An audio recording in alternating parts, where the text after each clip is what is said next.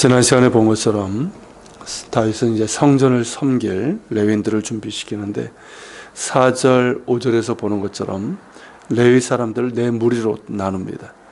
성전의 일을 보살피는 자들이 제일 많고 관원과 재판관의 일을 맡은 자들, 문지기의 일을 맡은 자들, 찬송하는 일을 맡은 자들로 나눕니다. 여기서 관원과 재판관의 일을 맡은 자들이 나오는데, 관원이란 성전의 여러 업무와 동원되는 인원들, 그리고 물자 등의 관리를 맡은 레위인들을 말합니다. 성전의 규모가 크고 그 업무가 많기 때문에 성전과 관련된 재반 행정 관리를 맡았고, 국가 전체의 종교적인 행정도 맡았을 것으로 여겨집니다. 재판관이란 이제 제사장이 일반적으로 이제 백성들의 송사와 크고 작은 특히 이제 율법과 관련된 그런 것들을 이제 재판하는 일이 많았는데, 그것을 이제 하거나 혹은 직접 재판하는 그런 역할을 레위인들이 또 했다는 것이죠. 아무래도 레위인들이 지파의 방백들보다 율법을 더 전문적으로 연구했기 때문에 사법상의 업무 수행에 더 적합했을 것입니다. 즉 우리가 아는 것처럼 더 많은 일들을 레위인들이 했던 것이죠. 이어서 6절에서는 다윗이 레위인들을 각 가문으로 따라 나눕니다. 전통적으로 이제 레위 지파는 게르손, 그앗, 무라리 이 세 자손으로 분류가 되는데, 여기서도 그러합니다. 그렇게 세 자손에 따라 나누되 더 분류해서 각 반으로 나눕니다. 이는 이제 성전을 섬기는 일들을 보다 체계적으로 그리고 효율적으로 하기 위해서이죠. 하나님은 질서의 하나님이시고 또 하나님을 예배하고 섬기는 일 역시 질서가 필요한 것처럼 레위인들을 각 자손별로 그리고 그 직무에 따라 세부적으로 나눈 것이죠. 그래서 조금의 차질도 없이 순번에 따라 일사불란하게 성전을 섬기도록 한 것입니다.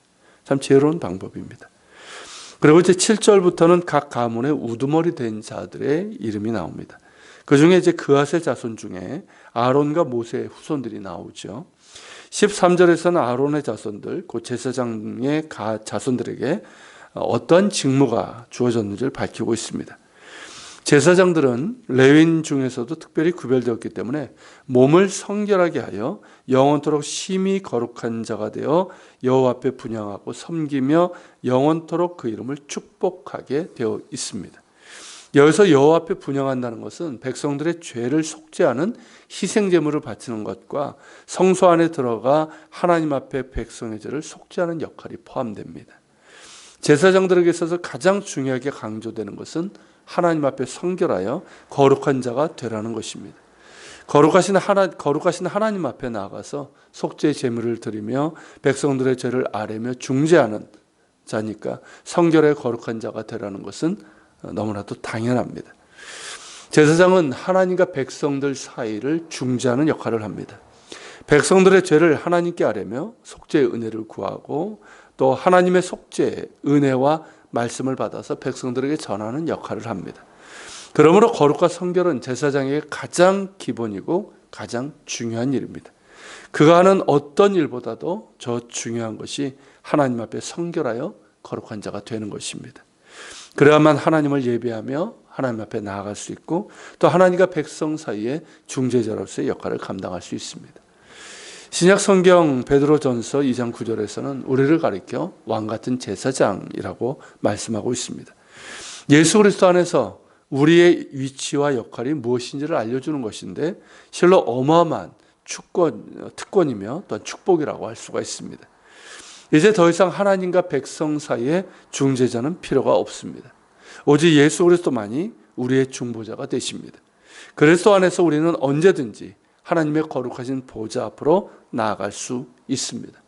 과거에는 제사장들만이 하나님 앞에 나아갈 수 있었고 그 중에서도 대제사장만이 대속제일의 지성소로 나아갈 수 있었지만 그리스도 안에서 우리는 언제든지 궁휼하심과 때를 따라 돕는 은혜를 얻기 위하여 하나님의 보좌 앞으로 나아갈 수 있게 되었습니다.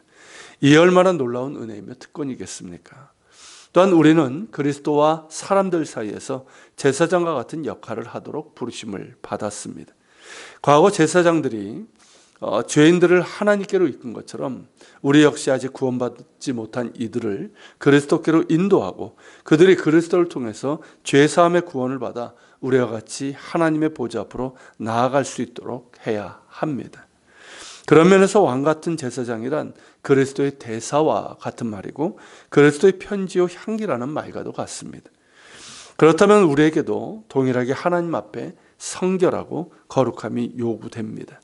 우리는 그리스도의 은혜로 의롭다함을 받았지만 실제 우리의 삶에서도 성결하고 거룩함이 따라야 합니다. 그럴 때 우리는 왕같은 제사장으로서 하나님 앞에서 올바른 관계로 나아갈 수 있고 또한 사람들을 그리스도께로 인도하는 사명을 감당할 수 있습니다.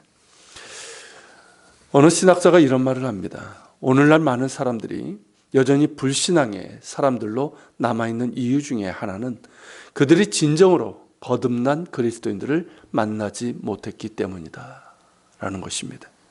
이 말에 대해서 어떻게 생각하십니까? 아니라고, 그렇지 않다고 부인하기 어려운 것이 사실입니다. 그런 까닭에 우리를 왕같은 제사장으로 말씀하시는 이것이 우리에게 큰 무게감으로 다가옵니다. 사실 이것은 부담감이 아니라 놀라운 은혜이며 특권입니다. 앞에서 말씀드린 것처럼 제사장들만이 할 수 있었던 하나님과의 관계가 우리에게 허락되었고 또한 하나님과 백성 사이의 중재의 역할을 그리스도 안에서 우리가 할 수 있게 된 것입니다. 우리가 성전과 제사장에 대해서 배우게 되면 이것이 얼마나 큰 특권이며 은혜인지를 알게 됩니다. 그러므로 무거운 부담감이 아니라 그리스도 안에서 우리에게 주신 놀라운 은혜이며 특권으로 알고 하나님 앞에 성결하며 거룩한 자로 서고 우리의 입술과 삶으로 사람들을 그리스도께로 인도하는 왕같은 제사장이 되기를 사모하고 또한 그렇게 살아가도록 해야 할 것입니다. 우리가 그렇게 하나님 앞에 성결하여 거룩한 자로 서고자 한다면 성령께서 거룩의 능력도 주실 것입니다. 우리가 왕같은 제사장으로 사람들을 그리스도께로 인도하고자 한다면 이 역시 성령께서 지혜와 능력으로 함께 하실 것입니다. 기도합시다.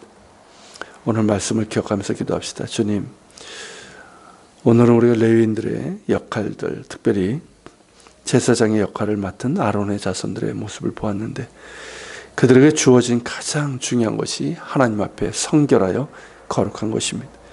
정말 우리 역시 그리스도 안에서 왕같은 제사장의 역할을 감당하는데 우리를 의롭다 하신 하나님의 은혜를 기억하면서 실제 우리의 삶에서도 의롭고 거룩한 자로 서게 하여 주시옵시고 또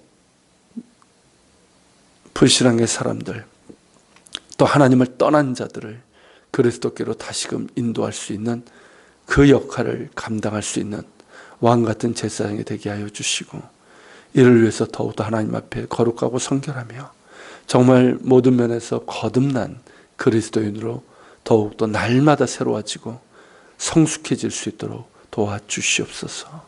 같이 기도하며 나아갑시다.